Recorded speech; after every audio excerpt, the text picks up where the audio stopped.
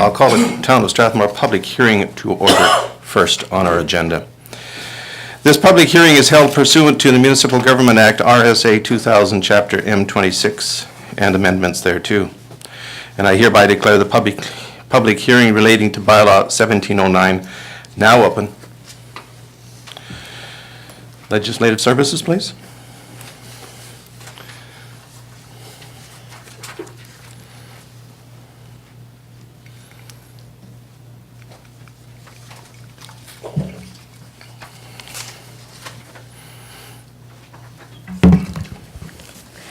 Your Worship, public hearing for Bylaw 1709 is being held for a bylaw proposed for a land use bylaw amendment to enable approval of an auto body and paint shop and salvage yard. Okay. The following rules of conduct will be followed during the public hearing. Presentations should be brief and to the point and shall be limited to 3 minutes in length. The order of the presentation shall be the administration, those in favor of the bylaw, those opposed to the bylaw, any other person deemed to be affected by the bylaw. And council may ask questions of the speakers after each presentation for clarification purposes, and there is no debating the bylaw. And did administration wish to come forward? Super, thank you. Thank you, Your Worship. I think we have there's a little PowerPoint slide to go with this. Okay.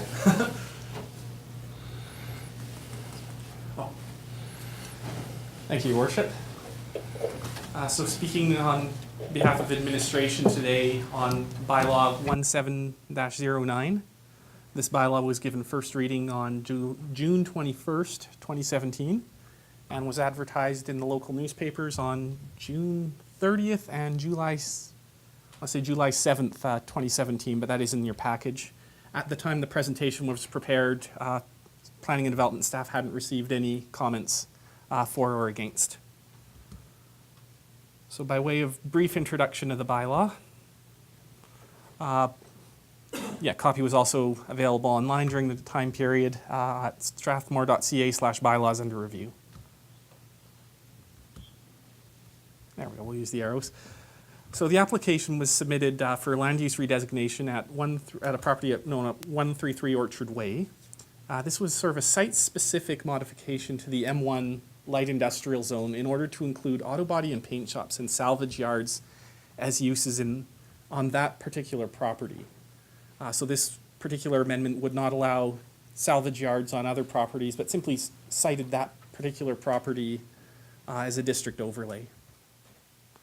We can see here on the map the property is sort of located south central Strathmore, just south of Highway number 1, and just off of Orchard Way. By way of context, the site is in a generally light industrial area with nearby uses including the RV and mini storage, a lumber yard, and the town's municipal works building. The reason that the applicant and staff have approached this with the district overlay is that the current land use bylaw for Strathmore doesn't have auto body shops and salvage yards as permitted or discretionary uses anywhere. The bylaw simply doesn't contemplate these forms of uses. So when the applicant approached staff with this business idea, staff decided rather than going with a broader amendment, instead to address it with a district overlay to provide a degree of prompt service site-specific to the site and then look at the larger issue separately. Because it's a district overlay, the bylaw does include some specific regulations. That is one of the powers included in the district overlay. So requiring by bylaw as opposed to by permit additional screening with that 8-foot high metal fence, that vehicle stacking, which the applicant has indicated they don't intend to do anyways, won't be higher than the height of the fence. Access through a gate which will close rather than an open gate. Oh. And landscaping of the site with trees and shrubs. The intent of these restrictions and regulations is, again, to reduce the potential impact of the salvage yard and auto body shop. The site plan is included in council's package, but detailing, again, screening through the building and the fence. Without going into over detail for the gallery, this is an additional amendment to the bylaw in here would add auto body and paint shops as discretionary uses in the light industrial and general industrial zones. Staff have packaged this with this amendment simply as a way of being expedient. However, not adding salvage yards to the M1 zone simply because it is in the opinion of staff that outside of special circumstances, such as has been negotiated with the applicant, salvage yards aren't generally appropriate for lighter industrial areas. With regards to the application in question, if council chooses to give second and third reading to the bylaw after considering public hearing comments, the applicant will complete the purchase of the site, apply for a development permit, which has already been applied for. Staff will then review and complete the development permit, issue it with additional conditions. There will be the appeal period, as with all development permit uses, and then the applicant will apply for a building permit for any construction on the site. Staff are supportive of the application. It does tie into the municipal development plan's goals for sort of industrial development where negative impacts can be minimized. It also ties into municipal development plan goals regarding economic development. This would be a new business for the community. And it is the opinion of staff that the screening regulations contained in the district overlay will appropriately screen neighbors from some of the potentially deleterious impacts of salvage yards. So staff's recommendation with regards to the bylaw is that council grant second reading to the bylaw and that council grant third reading to the bylaw this evening. Thank you. Any questions? Deputy Mayor Greyjock. Thank you, Your Worship. In case of a change of hands or especially change in hands or a foreclosure on the property, who's responsible for the contaminants for cleanup? Your Worship, the responsibility of any cleanup on the site would be the responsibility of the new owner. In case of a foreclosure, the new owner would be the bank. Is there a way we can put that on title? I mean, or in the developer's agreement or on title. I think on title is much more stronger. Because those kind of sites that have a lot of contaminants, there's no question. Your Worship, with regards to that, it would be appropriate to do so as part of the discretionary development permit. That would be one of the powers allocated under a development permit for a discretionary use would be we could put a notation on title requiring site cleanup or something to that effect. I would highly, we've been involved in this before, I would highly recommend that the town is protected in some form or another. Especially if it goes into, and I wish them well, I mean, you know, the odds aren't, I mean, if it goes into foreclosure, then it gets into real trouble. Your Worship, I will advise staff putting together the development permit. Well, I'll be signing the development permit, so I'll ensure that is a condition. It is both, by putting it on title, it will run with the land so that subsequent owners will be bound by it. It won't just be this owner, so that's a good way of protecting the community. Thank you. Thank you, Deputy Mayor. Councillor Sobel. Thank you, Your Worship. So just in regards to the screening, I'm going to assume that once the conditions of the development permit are put out, there'll be more detail in regards to what kind of screening, and I'm going to assume that the screening will equate to something to affect the vision of nearby businesses looking into the yard. Your Worship, Councillor Sobel's statement is correct. The land use bylaw sort of states in general requirements that be landscaped and screened with trees. However, with the development permit, staff will include sort of a list of permitted trees and forms of landscaping, requiring trees that will get to a certain height and adequately screen the site. So that will be part of the development permit. Okay, and if I could ask a second question, as this is a bylaw, I would imagine that failure to comply with those would result in of course, enforcement. That would be the end of the repercussions of failure to comply. Your Worship, one of the, I suppose, advantages of doing this by bylaw rather than by permit is the municipality can write fines and tickets under the bylaw. So in fact, it is probably a stronger and at least more direct enforcement mechanism than having to enforce through not meeting development permit conditions. Thank you. Thank you, Councillor Sobel.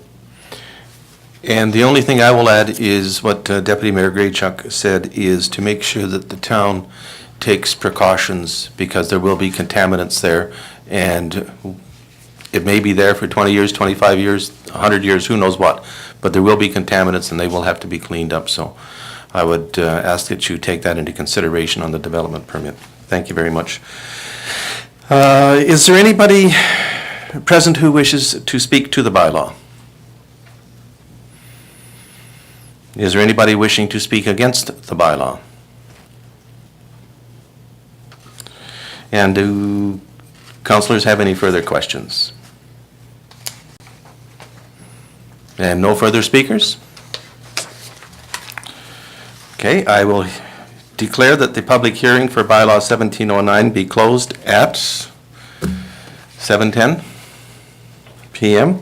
and will accept a motion to adjourn. I so move. Have a motion to adjourn the hearing. All in favor? Carried. Thank you.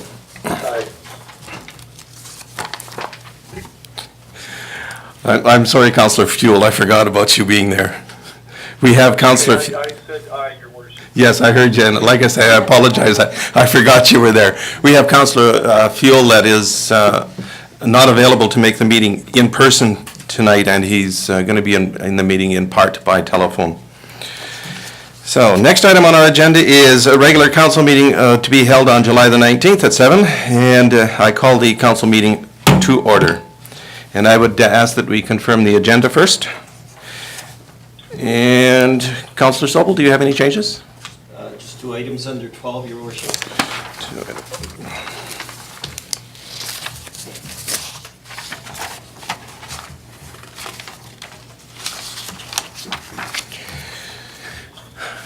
Councillor Blokland? Your Worship, I have one item under 12.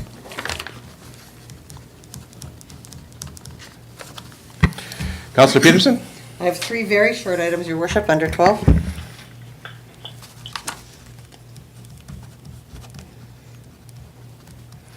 Deputy Mayor? There's no time left for items for me. Well, we could find time. No, I don't have any. Nothing. And I also have, yeah, I know. I also have one item under 12 too. 12 also. And administration, is there anything that you wish to add under 12? I'm sorry. Oh, yes. Councillor Fuel, do you have anything that you wish to add under item 12? Nothing, Your Worship. Thank you very much, Councillor. Thank you very much, Councillor.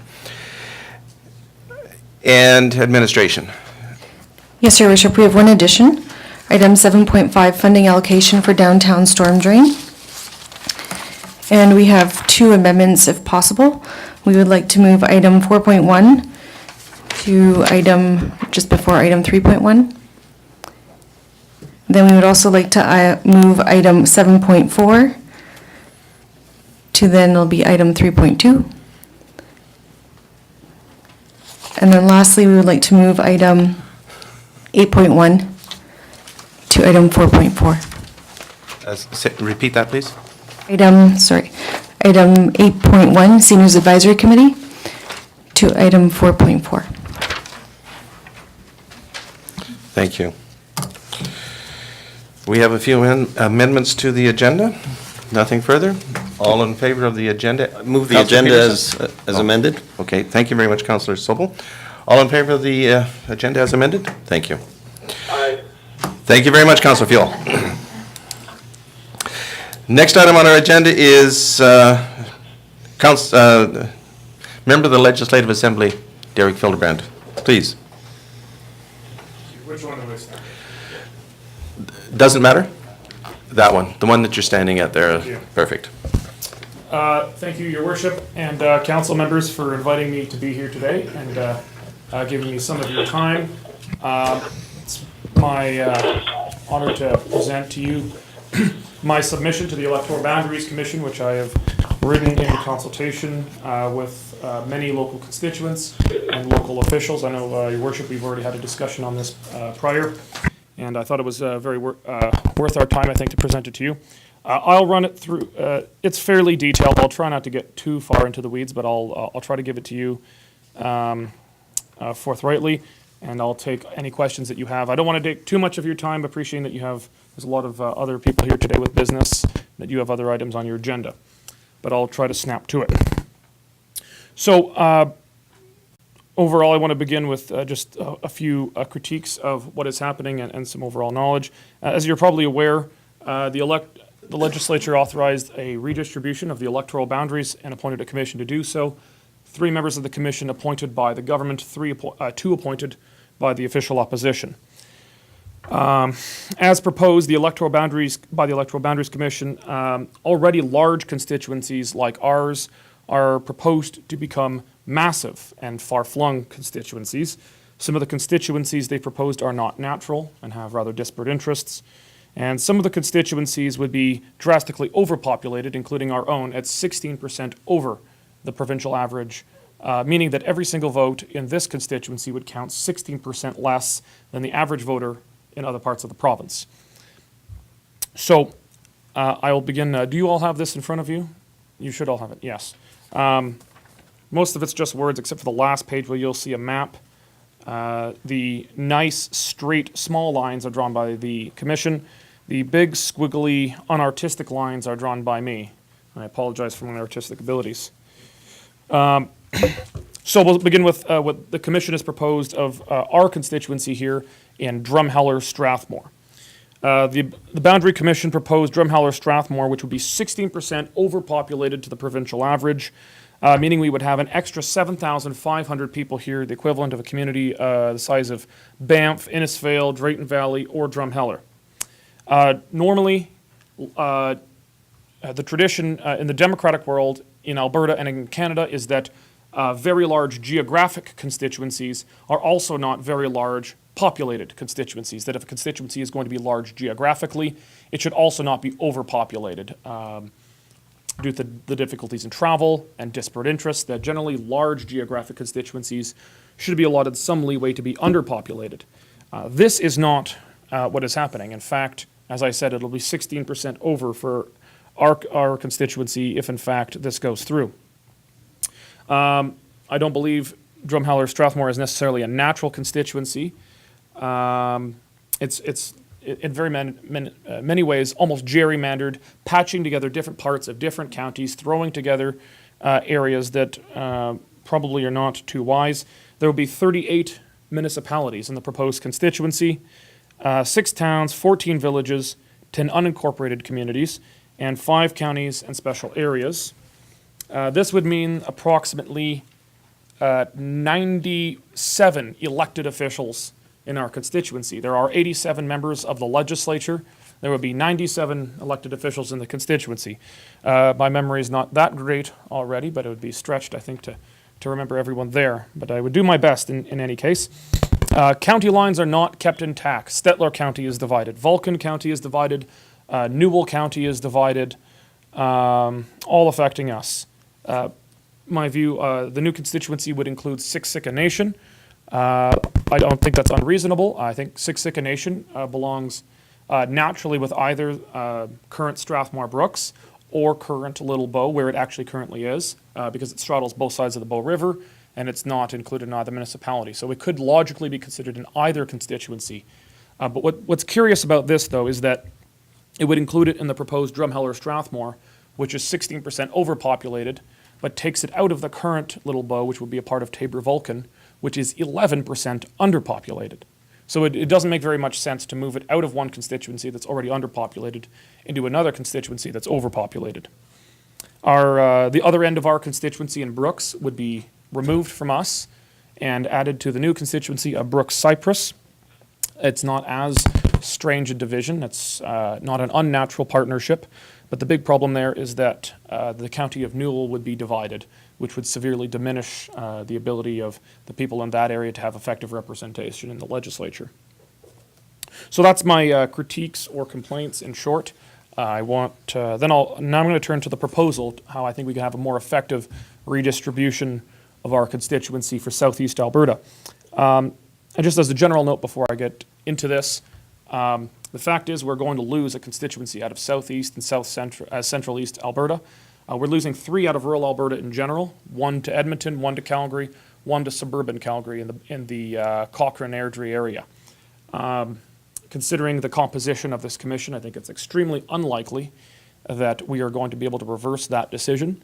And so I've tried to work constructively with the proposals that the commission have laid down in front of us, accepting that we're going to lose a seat out of the region, but trying to work as best as possible to accommodate that in a way that equalizes the population between constituencies and that tries to restore county lines where they're proposed to be broken up. So trying to work with what they've given us. I think it's a bad hand to be dealt, but I want to make the best of it, rather than just stomp our feet and say that they shouldn't do it. So my proposal, in short, is to equalize the populations of the proposed southeastern constituencies. Currently, there's a variance of plus 16 in our Drumheller Strathmore here to a negative 11% in proposed Taber Vulcan. Where possible, I want to restore the municipal boundaries, and as much as possible, I want to ensure that the communities put together have common interests. That's always difficult in large rural constituencies, but as much as possible, I think we should strive to do that. So at the core of this is Strathmore Brooks. It shouldn't surprise people, as the MLA for Strathmore Brooks, I like Strathmore Brooks. And that's a constituency I think is worth saving. Our constituency is the only large rural constituency south of Red Deer that is actually at the proper population. All of the other large rural constituencies are underpopulated because the big cities have grown so much and the suburban areas have grown so much. Our constituency has bucked that trend, largely at least, and we're about 2% above the provincial average. So there's no need to redistribute our constituency. So at the core of what I'm proposing is to maintain Strathmore Brooks as Strathmore Brooks. Strathmore and Brooks are nearly equal in size. Wheatland and Newell counties, with their smaller inland communities, are of nearly equal size.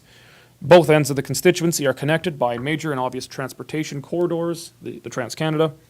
We have natural boundaries with the Red Deer and Bow River in the north and south.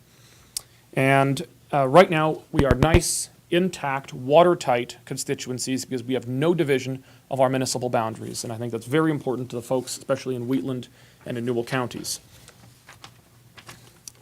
As I said, our population is right really where it should be at +2. That'll probably come down to 0 or -2 by the time of the next redistribution, which will probably be 2 elections after now. Under the current proposed boundaries, Newell County gets cut. So our constituency gets cut 3 ways. Newell County itself gets cut, and I want to make sure that Newell County stays together. I explained to Newell County, some Newell County councillors in the Reeve, that if the request is merely to the commission to bring back the part of the county that they lose, and it's just that, they will probably not get it because they'll be taking population out of Taber Vulcan, which is 11% under, and going into Brooks Cypress, which is +2 over. So it's very unlikely that this commission, which is single-mindedly, I think, focused on population, would agree to that unless it was a part of a broader package to rebalance out population. These things are a domino effect. When you take from one, you have to give to another. And so I would propose, I'll talk about where that population will come from, but it's one of the reasons I think we need to save Strathmore Brooks. Part of this would be constituting a new constituency of Drumheller Cypress. This would be made out of the rump of current Drumheller Stettler. The commission has determined they want to take Stettler out of Drumheller. That constituency is very much underpopulated. The legislation allows for 4 to 5 constituencies to be over 50% under the provincial population if they're very large geographically. The only constituencies that have been allowed that under this commission are government-held constituencies in the far north. They have not extended that courtesies to any ones in the south held by the opposition.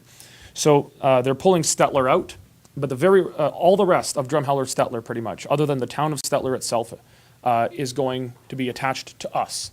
So that already massive constituency of Drumheller Stettler, everything minus just the town itself, will be attached to Strathmore, adding in also Siksika Nation, and adding in also a section of northern Vulcan County. That's a big piece of real estate. I would propose in this, if we are reconstituting Strathmore Brooks, that Stettler stay with the new constituency of Wainwright Stettler, but that the rest of the county of Stettler that they're proposing come into our constituency stay with the rest of Stettler County and with the town of Stettler, so they can keep that region together. But all the rest of that constituency would be attached to Cypress. If you want to look at the map on the last page, you can better follow along. So as I said, you'll see in the smaller, neater lines, the commission's proposed boundaries. I've drawn over them in a thicker, if this was in color, is yours in color? Okay, you're doing better than I am here, okay. I can't tell if mine is red or blue. I think mine's blue and theirs are red. I think the commission's boundaries are drawn in red and mine are blue? Thank you, okay. And mine are blue, thicker. So what you would see there is, you see that section north of Medicine Hat that they're trying to make into Brook Cypress? That section of Cypress I propose be attached to the Drumheller constituency. The size of that constituency would be roughly equal to what they're proposing for Drumheller Strathmore anyway, but instead of being 16% overpopulated, it would be 10% overpopulated. Not entirely reasonable because the population in that constituency will go down relative to the rest of the province. I think it's quite expected. I would also propose to modify the proposed Tabor-Vulcan constituency. You can see it, that's a very large constituency that they're proposing there. I would modify it, as you'll see, by returning the portion of southern Newell County, right south of Brooks, back to Strathmore Brooks, but more than compensating it with returning Siksika Nation and Vulcan County. This would restore all of Vulcan County back to a single unit, bring them back intact, something that I really think Vulcan County would like, and moving Siksika Nation there. As I said, I think Siksika Nation could belong easily with Strathmore Brooks or with the current Little Bow constituency, but because that constituency needs more population and it's historically been attached to it, that's what I would recommend, because we can't take population out of a constituency without making it up when they're already underpopulated. That's the gist of that. So in summary, we're losing a constituency. I'm trying to work with the boundaries proposed by the Boundary Commission, as imperfect as it is, to try and come up with a more optimal outcome. This proposal has the support of nearly all of our surrounding MLAs. If we're going to get changes to what the Boundary Commission had proposed in their initial draft, we have to be working together, myself and our local councils, and also with our neighbors outside this constituency. So, neighboring constituency of Olds Disbury Three Hills MLA Nathan Cooper supports this. Drumheller Stettler MLA Rick Strangman supports it.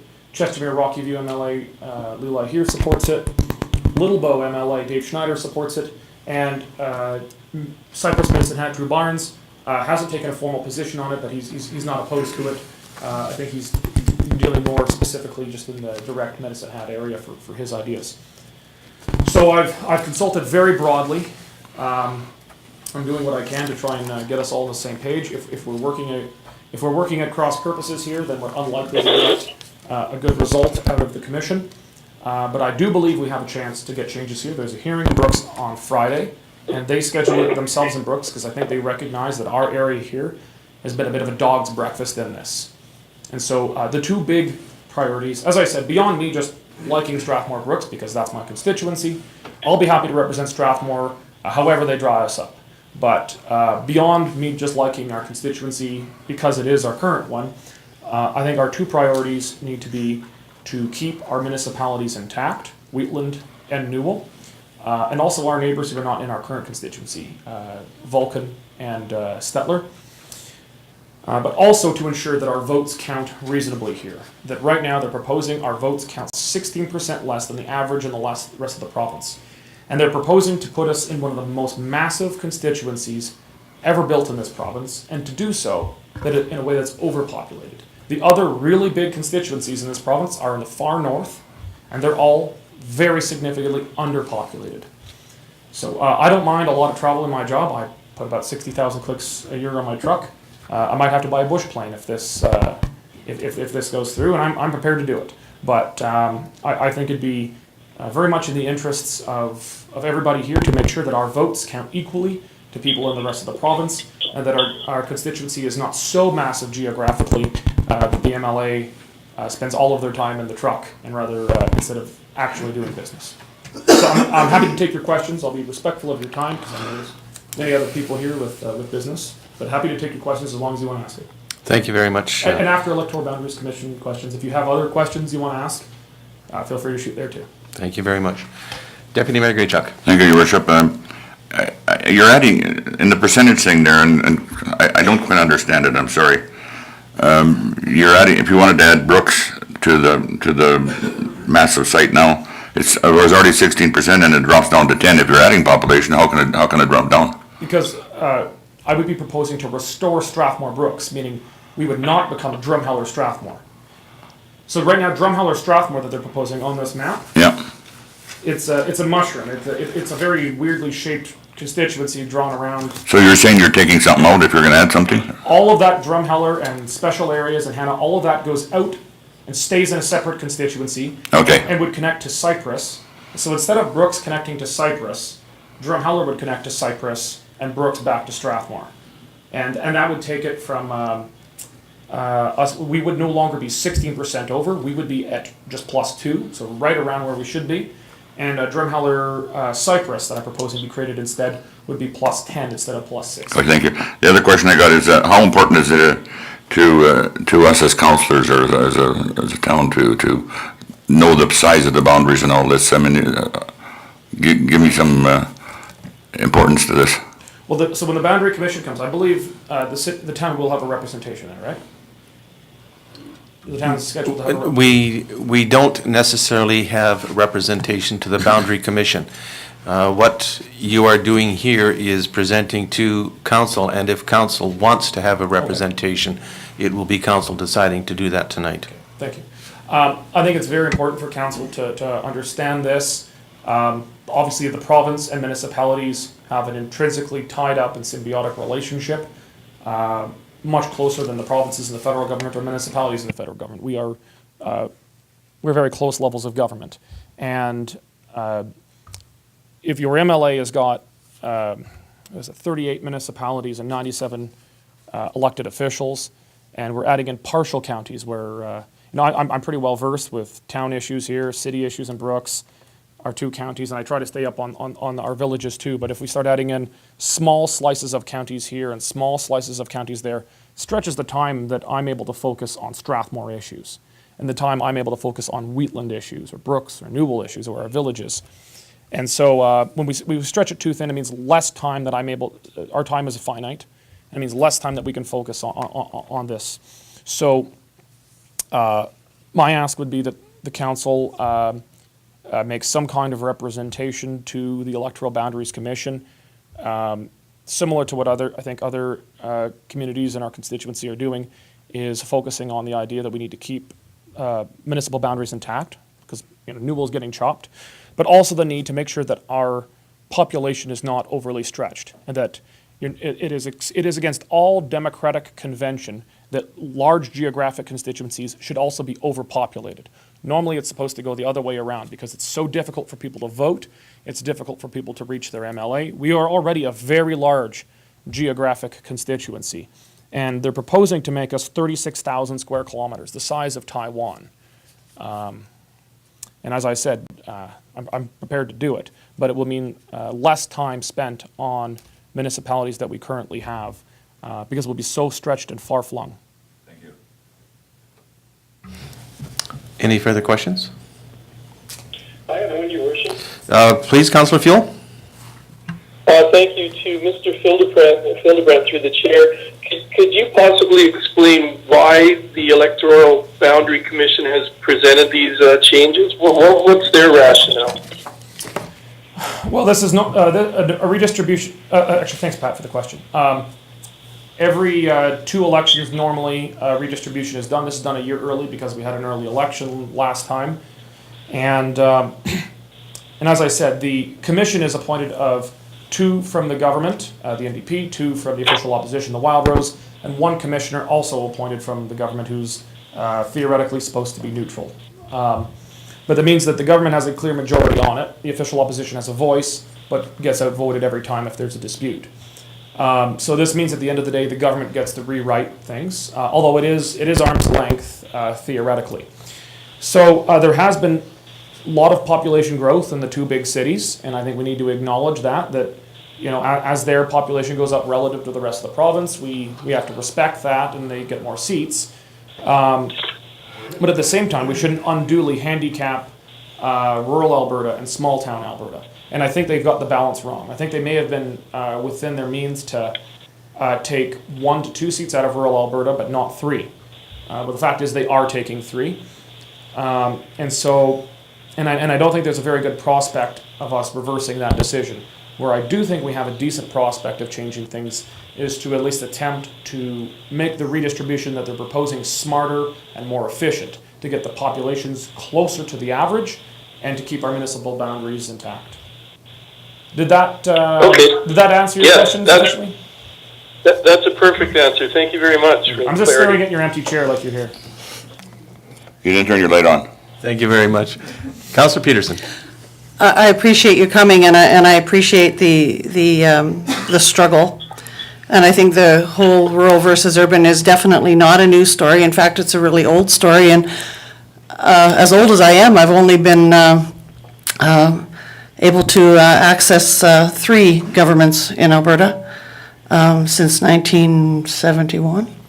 And so, I always think back to 2015, when 34% of the voters outside the 2 major cities elected 51% of the province's MLAs under Ed Stelmach, and how it was, through a gerrymandering of borders that happened.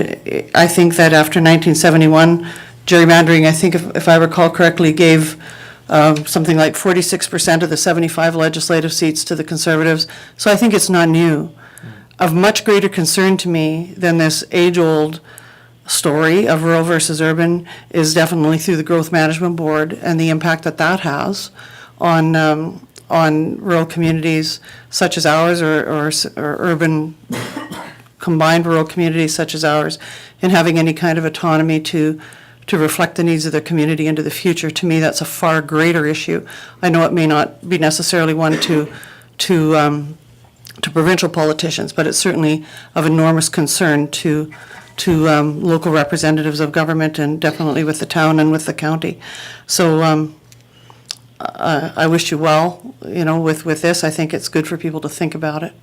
Thank you, Denise. No, I think you're quite right to say gerrymandering has been a problem for not just in this government. It goes back a long ways, and it can favor one side or another. I don't think we're quite as bad as the United States, but we definitely have our problems with gerrymandering, regardless of which party happens to be in power.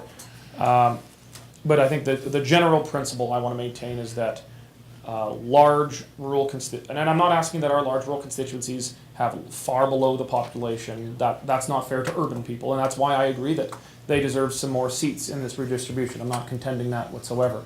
But I am contesting the idea that we should grow to nearly 5 times our size as a constituency and then be 16% overpopulated.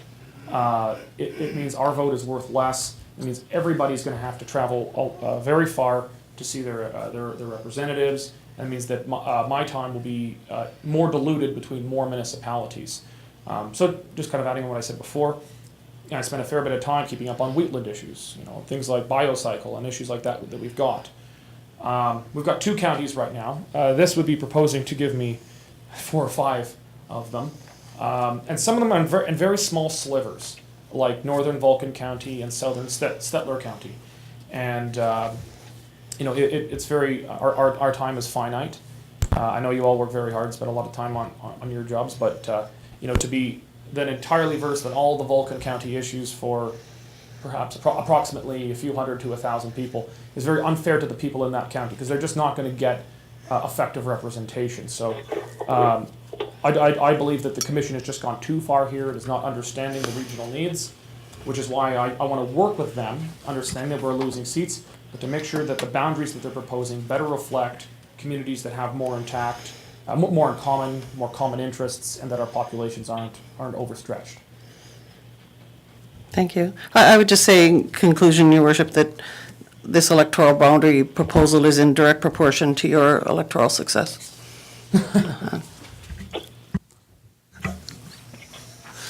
Thank you very much. Any further discussion?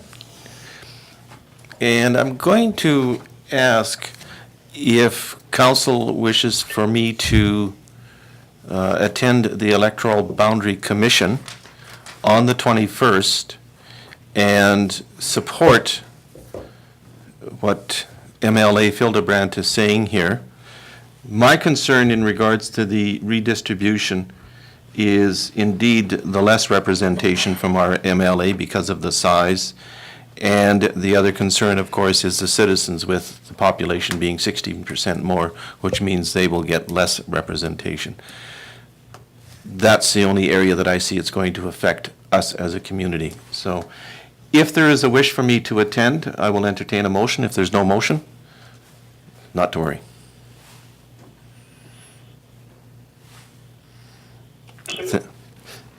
Councillor Fuel? I would make the motion that Mayor L attend the Electoral Boundary Commission meeting on July 21st. Yes. I make that motion with the idea that I don't think it would hurt us to have representation there and have more ideas heard. So I would make that motion. Thank you very much, Councillor Fuel. Councillor Peterson? I certainly have no problem with you going, Mayor, on your own hook, but I entered into municipal politics because I believe it is a nonpartisan activity, and it's one of the reasons why I so fervently appreciate municipal politics, and that's why I'm here. And although I certainly respect the job that our provincial politicians do, I have no problem going, like I said, on your own and representing yourself. But I won't vote in favor of this motion as it stands. Thank you. Thank you very much. Any other discussion?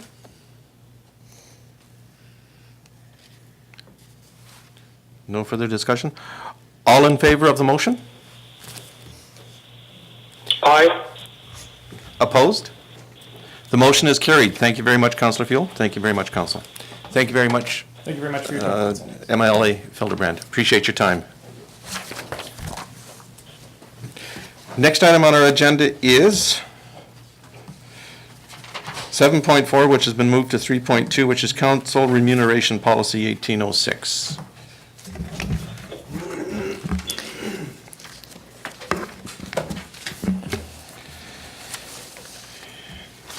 Ms. Sabatsky, please. Thank you, Your Worship. Your Worship, every election year before the election, the council reviews council's remuneration policy and salaries, honorariums, and expenses. Council was presented with a report at the Committee of the Whole meeting in July, showing a number of different research that administration has done in regard to council salaries. Administration conducted research of the comparative communities in Alberta to assist in making informed recommendations. The compensation allowance information was from like-sized communities and geographically relevant communities as well. We also reviewed benefit packages from a number of municipalities, and we're proposing in the attached draft bylaw a package for council as indicated on the spreadsheet on page 75 of this report. We've also prepared considerations for council to increase their remuneration if they so choose. We've calculated increases at 2%, 4%, and 6% for council's consideration, and those numbers are presented to council on page 71 of this report as well.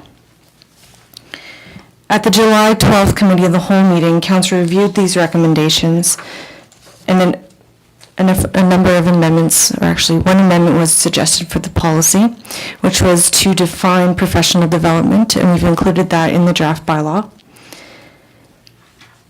Council also asked for an average wage of the communities that we pulled for information where the mayor is part-time. We've also included that information on the chart on page 73, and it's at the bottom of the chart for council's review. We're bringing this back to council for council to discuss and to make a decision on how they would like to proceed. Thank you. Thank you very much, Ms. Sawatsky. Questions?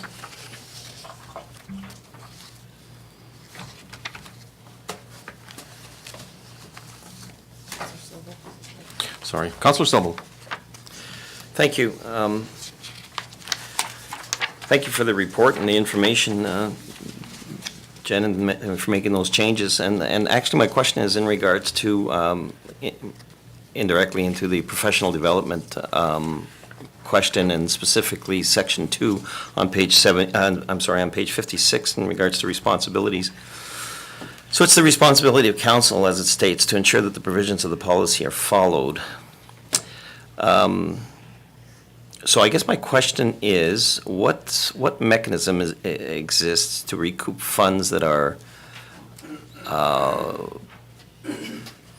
spent by a council on, for instance, professional development that does not fall within the definition of professional development? Your worship, any expenses that a councillor or the mayor attains in professional development must be approved either, as in case of a councillor, by the mayor, or in case of the mayor, by the deputy mayor. So it'd be up to council to regulate whether or not those expenses that were claimed would be suitable. All right, not to belabor this point, but should an error be made in that regard, and we bring ourselves to the unfortunate situation of having to recoup funds for one reason or another, and that could be by an honest mistake or whatever. I'm just curious as to what mechanism exists to recoup money from a member of council that would prefer not to reimburse that money. I mean, Yeah, very clear that this question is based on a hypothetical. on history. Right. And I'll extend an apology at this point, because I've seen the report before, and I did not raise that issue before today with you, and I should have, but I think it's something that we have to have in this policy, because I think it's important and might even be used in the future. Your worship, we definitely could put something in the policy. There is a mechanism, though, that's not spelled out. If a council member would not agree to pay back an expense that council did not find appropriate, council could make a resolution. It could be withheld from that councillor's pay.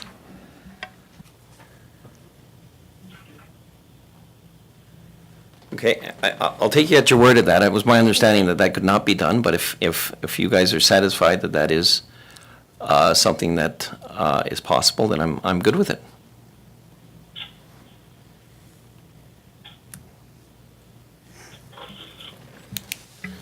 Thank you, Councillor Sobel. Any other questions? No? No further questions. I'll entertain a motion.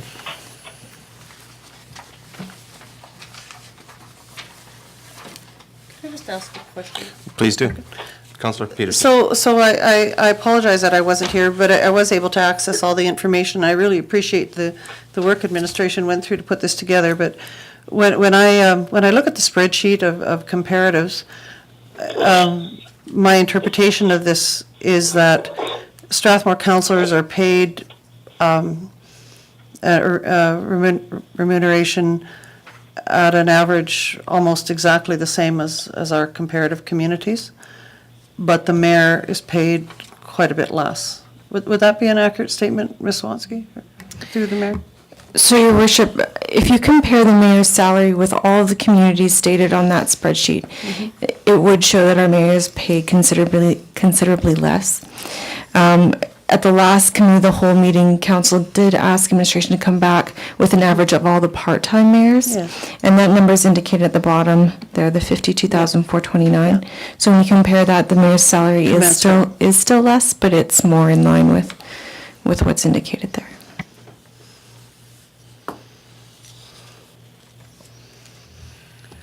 So seeing that, Your Worship, I'd be prepared to move a motion that we maintain the current council remuneration.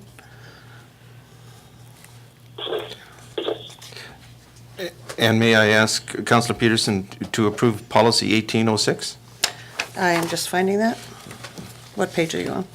It is 63? 53. 53.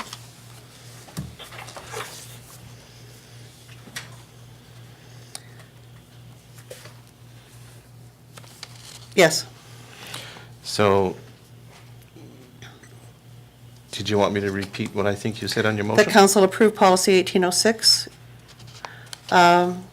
including a 0% increase to council and mayor salaries. Thank you very much. Further discussion?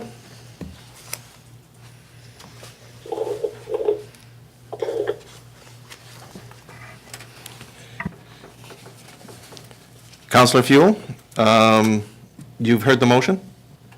I have heard the motion. Are you taking discussion or questions on the motion? I'm taking discussion, or if you want questions, go ahead. I did have one question, and I understand the motion. I hear most of what's being said. My only question is, at what point and how do we, as a council, or how does the town come up with a practical way to give an incoming council any kind of an increase in salary? So I guess that would be my question around the motion.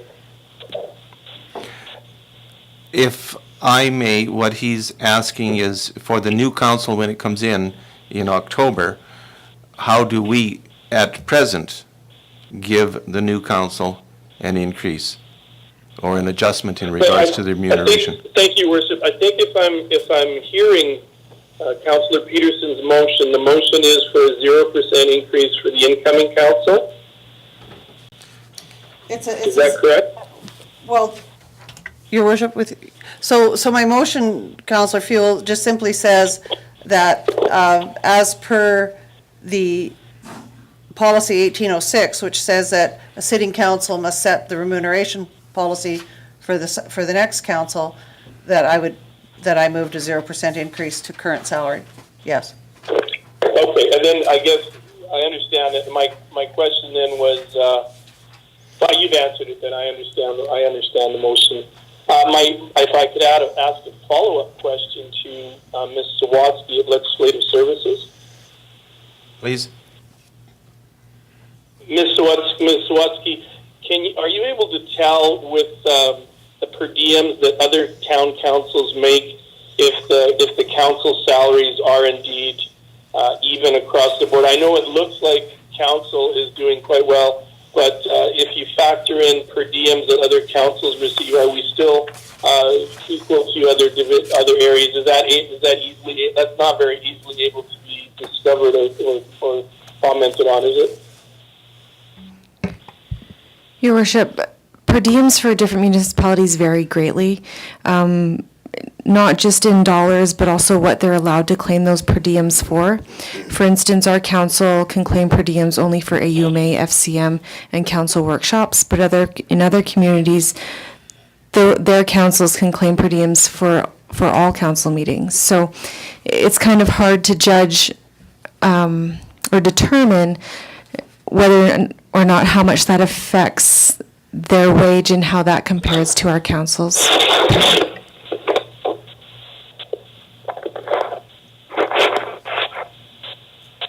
I understand, Your Worship. Thank you. Deputy Mayor Graychalk? Thank you, Your Worship. To follow up on Councillor Fuel's question, then,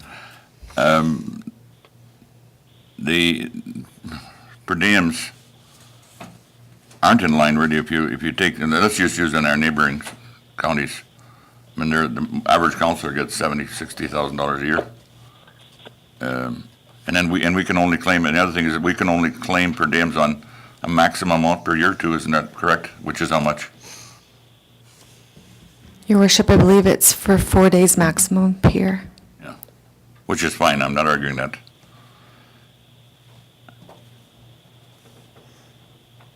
Thank you, Your Worship. Thank you very much. And the other thing in regards to policy 1806, it is now adding benefits in Yes. for councillors. They don't have to pay the full cost of the benefit. I think the funds are matched somewhat by the municipality, and I just don't know the exact portion. And there's also a clarification in there in regards to meal allowance and those kinds of things when you're outside of the area of the town. at certain times in regards to meals. So there's some clarity in regards to some of those benefits which help. And the other thing, of course, is each year Strathmore elected representatives have a cost of living allowance. So it is matching the cost of living in regards to the percentage of increase that is occurring each year. Do you still have something, Deputy Mayor Graychuck? Go ahead. Councillor Brookland? Thank you, Your Worship. If I could direct my question towards Jen. On the spreadsheet, under allowances, I'm assuming that's the 1/3 portion, that's tax-free? 9,294? Yes, it is, Your Worship. Okay, and is there any truth to the rumor that somewhere in the near future that's going to be eliminated? Your Worship, there's been no confirmation of that yet. We have heard rumblings, but no confirmation. Thank you. Thank you very much. Deputy Mayor Graychuck? And this is more of a comment than anything. It's my understanding that a new council could change this policy the next day when they get elected, so they have that power, is what I'm saying. Can't tie their hands, that's right. Yeah. Thank you. Thank you very much, Deputy Mayor. Councillor Peterson? Thank you, Your Worship. I just wanted, my reasoning for this motion is largely based on my short experience and the shortest of all the people sitting at this table, but, you know, I looked at the amount of remuneration that this council receives that was put in place by previous council who did a great deal of work on and research on it, and the number of hours that I put in as a councillor, and I believe that the amount per hour is very fair and reasonable. And I know that this council does not take per diem per meeting or anything else like many other councils do. But having said that, I do believe that the remuneration is a just one. The reason for the inclusion of benefits, that was a very important thing for me to see happen in this, because I never want to see a situation where people are prevented from running for council because they have to give up benefits in another area and aren't able to access benefits as a result of their public service. So lots of us are lucky, you know, to have benefits and not be able to access it and not to have it be a concern. But I never want it to be a concern for people who, to where it would prevent really good people from taking part in the political process. So thank you, Your Worship. Thank you very much, Councillor Peterson. No further discussion? The motion is that council approve policy 1806 as amended, including a 0% increase to council salaries. All in favor? Councillor Fuel? Are you gone? We've lost him. Have we lost you? Yep. Yep. Well, I'm hanging you up regardless.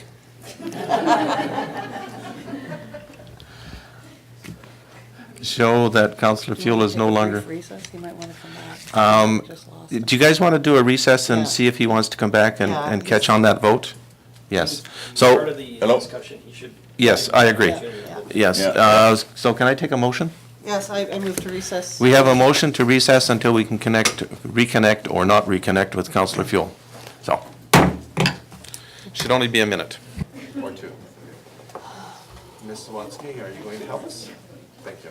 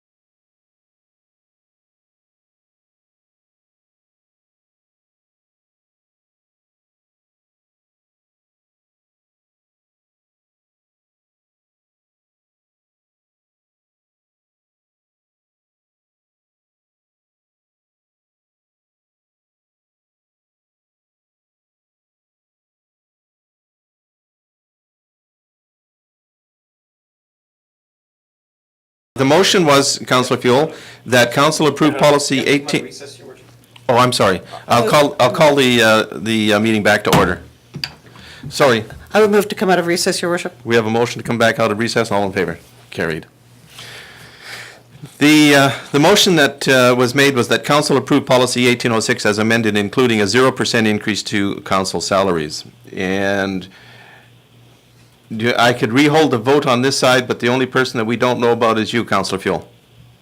If you want to re-hold it, I can vote it, and I would just vote with an aye or a nay. Yes. Yes. Okay. So all in favor of the policy 1806 as amended, including a 0% increase to council salaries? Councillor Fuel? Aye. Okay, it's carried unanimously. Thank you very much, Councillor Fuel. And I understand that you are going to be leaving the meeting at this point? I think so, Your Worship. This seemed to be the most important one that I think all of council needed to have input on, and with me not being able to hear or see everything, and having the call dropped, I might be more of a distraction tonight than anything, but I'm glad I could be a part of this so far. We appreciate you attending, Councillor Fuel, very much. Thank you. And please show, Thank you. please show Councillor Fuel has left the meeting. Bye-bye. Good night. Good night, everyone. Bye. Now, next item on our agenda is 3.1, the Strathmore FCSS grant presentation. Ms. Simpson? Thank you, Your Worship. We're very excited to be here this evening to share with you our grant recipients for the 2017 FCSS funding. We have 4 community groups that received funding this year, and so we'll introduce them and we can bring them up individually for a photo op and the check presentation if that works for you.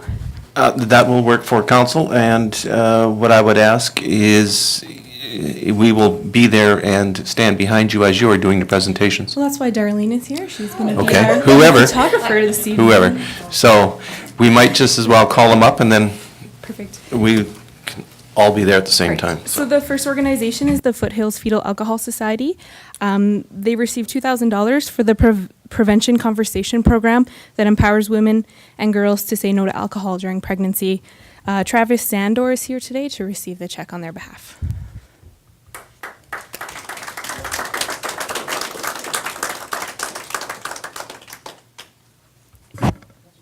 We need you there too, please.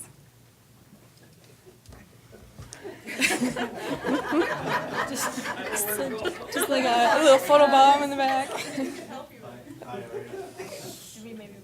Do you want to put them in the middle? Yeah, I'm thinking maybe in the middle. Would you like to go in more in the middle? More in the middle? Yeah, but then And we can then- get the strap. Now we're just getting really bossy. All of you, please. And then they can stand where I'm Yes, standing. that would be good.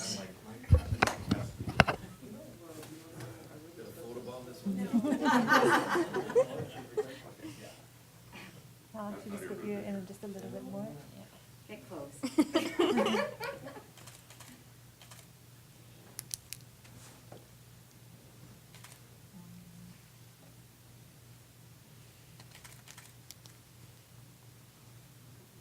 And we're good. Please look this way. Thank you very much. Right.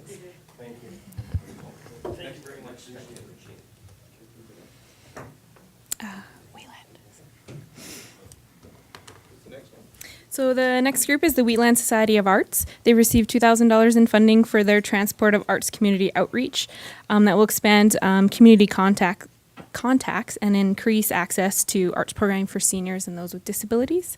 So Brandy Hebbs, Ken Barassa, and Jennifer Mammer here to receive the check on their behalf.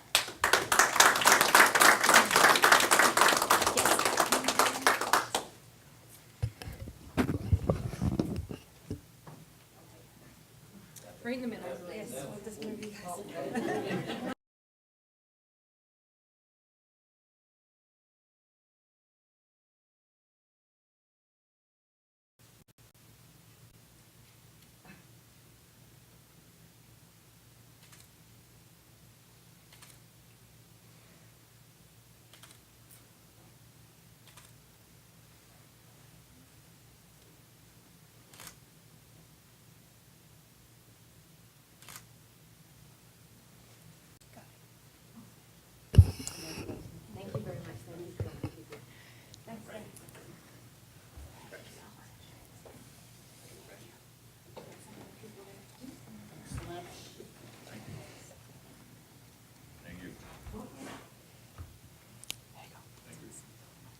Right. So the third group is the Compass Caregiver Group.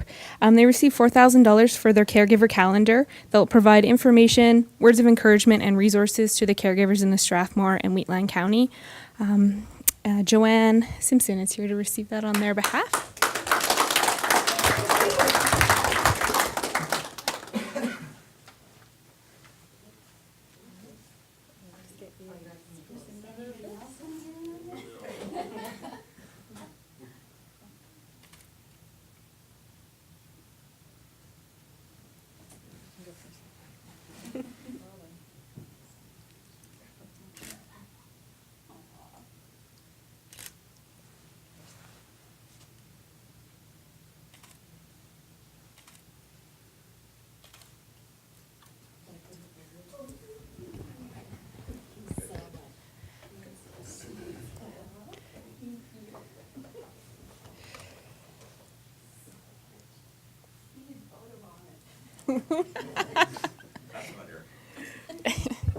And last but not least, the Strathmore Municipal Library received $3,200 for their visiting library program that will have staff visiting seniors and community members in their homes to supply them with books, audiobooks, and connect them to the community. Jeff Ball is here to receive the check on their behalf.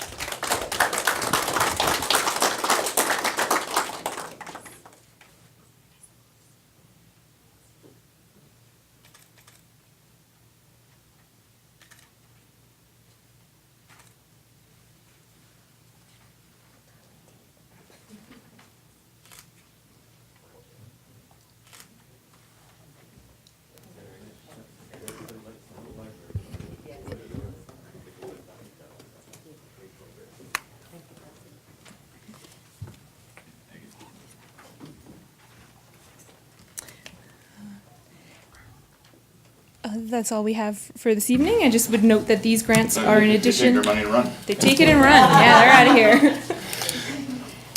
This was in addition to the previous funding that we provided to the Growing Family Society earlier this year. Thank you very much. We appreciate it. The next item on the agenda is the DDRC Recognition Award to Abe Fair Homes. And Mr. Proctor? No? Thank you, Your Worship. I'll be playing the role of Mr. Proctor this evening. By all means. So the downtown DDRC every quarter recognizes one home builder or developer for excellent contribution to the downtown. And this quarter, the DDRC has recognized Abe Fair for works at 222 and 224 4th Avenue. So we will have Councillor Sobel present it to, I don't know if Mr. Fair is in the gallery. There we are. You can bring your money. If I may, I just want to make one comment. You know, the DDRC and anybody affiliated with any kind of downtown revitalization movement understands that increased density is what's going to move our downtown revitalization. So you guys have been instrumental in increasing our density downtown, and we've had many discussions about this in the past. And I just want to, you know, sincerely thank you guys. I know it's a business, but it goes so well with our intentions, our needs in our community to increase our density, and you're doing it in such a professional and proper manner. I mean, your places you guys are building are just top quality. So we love you in the downtown. Thank you. So with that, I will present you with this plaque. And it reads, on behalf of the Downtown Design Review Committee, thank you for investing in your future and in a dream to build a vibrant, safe, attractive, family-friendly community where residents feel connected and have pride in a beautiful and inspirational downtown. You are truly a valued member of our community. Thank you very much.